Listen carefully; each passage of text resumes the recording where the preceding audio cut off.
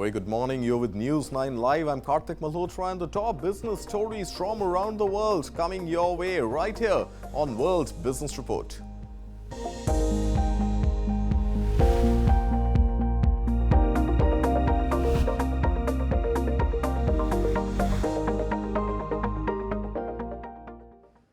And a top story this morning, India's Tata Group, which is setting up a semiconductor foundry and a chip packaging plant in India, is looking to attract top talent from Taiwan, the country that produces more than 60% of the world's chips. Tata Electronics targets top talent from Taiwan as it heads to Hsinchu for recruitment roadshow, aiming to bolster India's semiconductor industry. Tata Electronics invited Taiwanese professionals with 5 to 16 years of experience in various semiconductor manufacturing roles. It said candidates must be willing to relocate to India and will undergo 18 months of initial training in Taiwan. The move follows India's recent approval of a Tata PSMC joint venture to establish a semiconductor fab in Gujarat, part of a mega chip subsidy scheme in India. While hailed as a boost to India's tech ambition, critics like former RBI Governor Raghuram Rajan questioned the cost and job creation impact of such subsidies, highlighting competing priorities.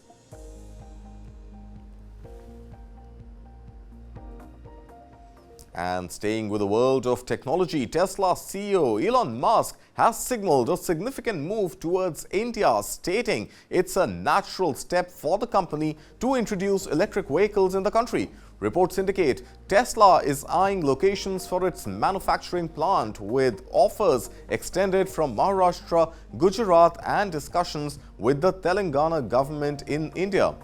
The investment is expected to range between 2 to 3 billion US dollars, positioning Tesla to meet both domestic and global demand. India's recent EV policy, featuring a minimum investment threshold and incentives for domestic value addition, aligns with Tesla's entry strategy. Union Minister Nitin Gadkari emphasizes the possibility of India transitioning away from petrol and diesel cars, underscoring a vision for a greener automotive future.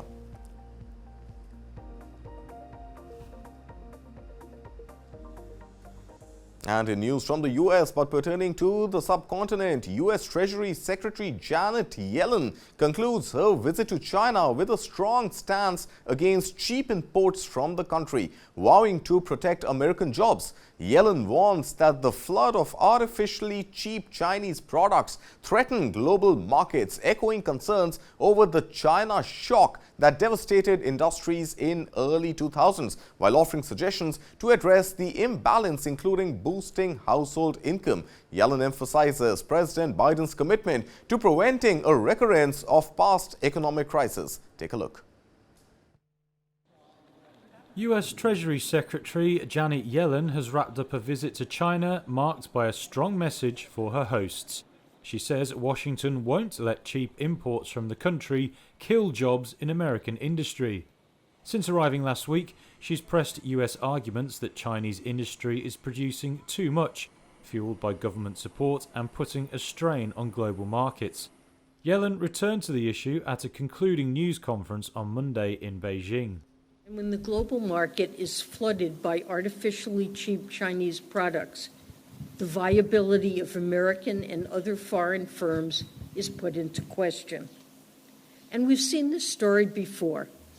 Over a decade ago, massive PRC government support led to below-cost Chinese steel that flooded the global market and decimated industries across the world and in the United States. Yellen says US President Joe Biden is determined to avoid a repeat of the so-called China shock of the early 2000s. That saw a flood of cheap Chinese imports destroy some 2 million American manufacturing jobs. She raised the issue in a series of meetings, including with Premier Li Qiang, and offered some suggested remedies. One possible approach would be to boost demand and to see a larger share of GDP accrue to households to bolster their income, or to, for example, bolster retirement security, the ability to afford education for one's children, and so forth, which are motives for very high saving, and call that rebalancing. Yellen identified electric vehicles, batteries and solar panels as among areas of concern.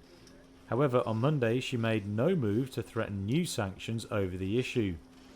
Chinese officials say her criticism overstates the impact of state support for industry and underestimates how innovative the country's companies are.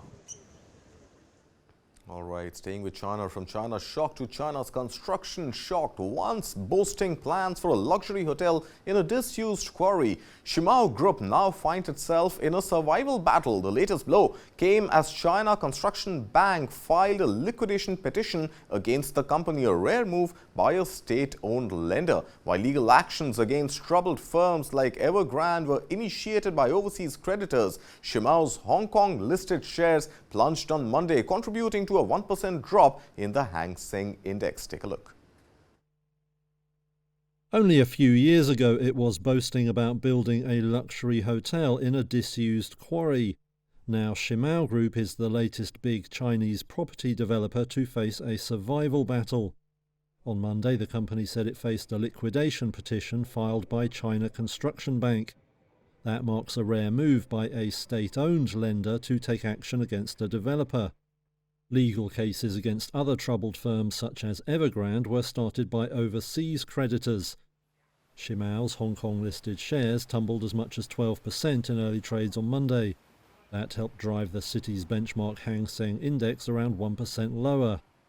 The developer said it would vigorously oppose the lawsuit and press on with restructuring efforts. China's property sector has been in crisis since 2021, after regulators started cracking down on the massive debts built up by some firms.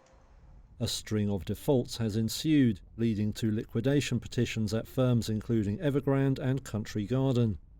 Property sales and investment have also tumbled, raising alarm in Beijing, with the sector at one time accounting for around a quarter of China's economy. Hsinchu missed payments on one bond in 2022, leaving its entire $11.7 billion in offshore debt in default. Reuters sources say creditors have already flagged opposition to its restructuring plan, concerned by the potential losses they could face. All right, shifting focus now. On Sunday, a concerning event, in fact, yet another concerning event unfolded for Boeing as a Southwest Airlines Boeing 737-800 experienced this time an engine cover detachment during takeoff from Denver International Airport. The detached cover struck the wing flap, prompting swift action from the U.S. Federal Aviation Administration to commence an investigation into the matter. Southwest Flight 3695 managed to return to Denver International Airport around 8:15 a.m. local time.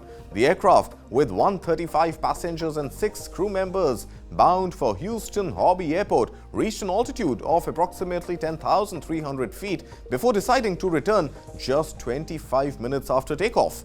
Federal Aviation Administration, or FAA, is now investigating multiple engine-related issues on Southwest's Boeing fleet. Concerns over aircraft safety and maintenance protocols are at the forefront of the aviation discussions.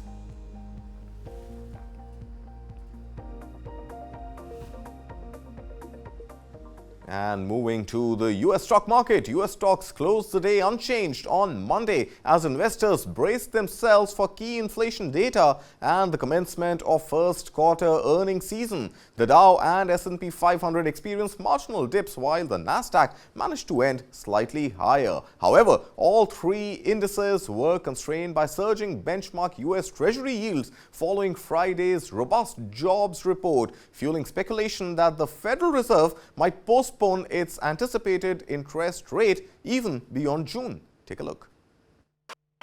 U.S. stocks closed essentially unchanged on Monday, ahead of crucial inflation data and the kickoff of first quarter earnings season. The Dow and S&P 500 dipped marginally, while the Nasdaq ended nominally higher. All three were held in check by the highest benchmark U.S. Treasury yields since November in the wake of Friday's blowout jobs report. That report heightened chances that the Federal Reserve could delay implementing its first interest rate cut beyond June, which some investors had still been expecting. But not Adam Coons, Chief Portfolio Manager at Winthrop Capital Management. We see no chance of a rate cut in June. And to be honest with you, we're really, modeling one rate cut this year. And even that's starting to diminish. And if they did cut rates, it would be at the end of the year, really just forecasting to the market that we're going to start cutting rates in 2025. But right now, we just don't see the data to support rate cuts in 2024. On Wednesday, the Labor Department's Consumer Price Index report is expected to show inflation cooled slightly in March. Among individual movers, Tesla rose nearly 5% after CEO Elon Musk said the company would unveil its self-driving robotaxi on August 8th. Cryptocurrency-related stocks also outperformed, tracking rising Bitcoin prices. Exchange operator Coinbase Global rose more than 6.5%. Software firm MicroStrategy climbed 5%. First quarter earnings season officially kicks off on Friday with reports from major U.S. banks J.P. Morgan Chase, Citigroup, and Wells Fargo. All right, and as we await those results for the earnings season, moving focus to Europe, TUI, Europe's largest travel operator, made a triumphant return to the Frankfurt Stock Exchange after a decade-long absence on Monday. Following the company's primary listing, shares surged over 4%, marking a major milestone for the German travel group. More details in this Reuters report. TUI returned to the Frankfurt Stock Exchange after 10 years on Monday. Shares in the company rose over 4% after the German travel group's primary listing. TUI's shareholders voted in February to remove Europe's largest travel operator from the London Stock Exchange. Company CEO Sebastian Abel said the return to the prime standard on Germany's largest stock exchange was an important day for the firm. He said TUI was now placing a clear focus on one stock exchange listing instead of two previously. He added this should raise the visibility and attractiveness of its shares for global investors. The company has been listed on the London Stock Exchange, the Hanover Stock Exchange, and the OTC market of the Frankfurt Stock Exchange since 2014. That was due to the merger with Britain's TUI Travel. But the majority of share trading has shifted to Germany, which means the company no longer considers a dual listing sensible.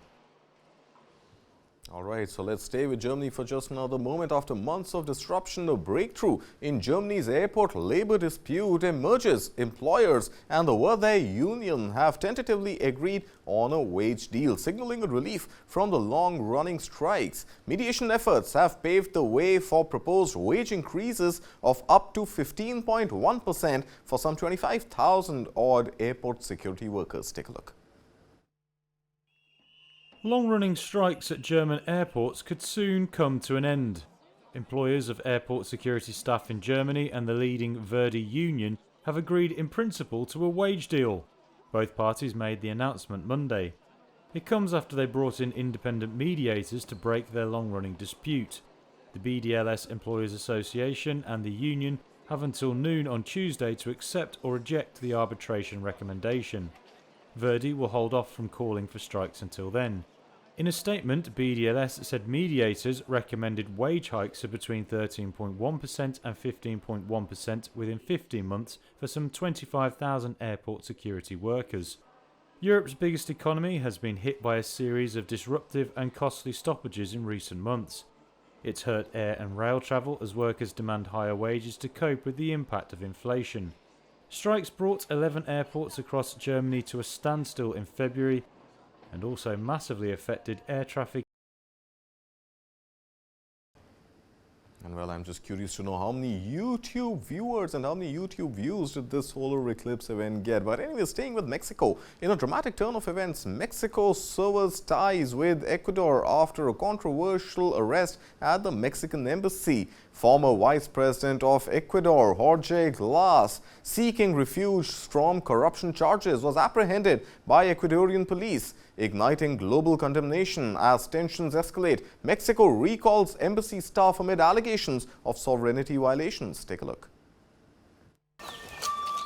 Days ago, Mexico cut diplomatic ties with Ecuador after police forced their way into the Mexican embassy in Ecuador's capital on Friday to arrest Ecuador's former vice president, Jorge Glas. Glas has been taking refuge there since December after Ecuador issued an arrest warrant against him for corruption. Ecuador argued it was unlawful for Mexico to grant asylum to Glas, who had been convicted twice on graft charges. On Saturday, this Ecuadorian security convoy escorted Glas out of court. With relations now in tatters, Mexico's embassy personnel were welcomed back home on Sunday. The arrest has provoked global shock and condemnation of Ecuador. Under international law, embassies are considered sovereign territory of the countries they represent. Mexican Foreign Minister Alicia Bárcena hailed the solidarity shown with Mexico from 18 Latin American governments, in addition to 10 European countries, plus its North American neighbors. And she lashed out at Ecuador's physical aggression on the embassy. Something like this had not happened in the history of Mexico or in the recent history of Latin America, she said. Not even in the worst times of dictatorships. Not even dictator Pinochet dared to violate Mexico's embassy in Chile. In 2017, Glas was sentenced to 6 years in prison after he was found guilty of taking bribes from a Brazilian construction firm in exchange for awarding it government contracts. As he faced a fresh arrest warrant on separate graft charges, Glas has claimed he is the victim of a political persecution, a charge Ecuador's government has denied. Last week, Ecuadorian President Daniel Noboa's government declared Mexico's ambassador to the country persona non grata, in other words, asking Mexico to recall her, citing unfortunate comments from the Mexican president about Ecuador's violence-plagued elections last year.